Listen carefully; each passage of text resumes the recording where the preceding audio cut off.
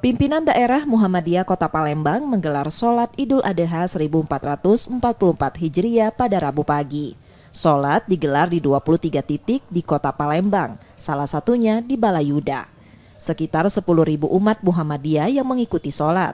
Hari Raya Idul Adha kali ini menjadi momen untuk membangun semangat berkurban, serta memberikan perhatian sesama umat manusia, tidak hanya sesama Muslim, tetapi juga umat lainnya. Iya, jadi membangun semangat untuk berkorban dan memberikan yang terbaik untuk sesama. Karena kita kan Islam kan agama yang rahmatan lil alamin. Bukan sebatas hanya orang Islam saja. Jadi mereka yang berbeda keyakinan pun mendapatkan perhatian yang luar biasa dari agama Islam.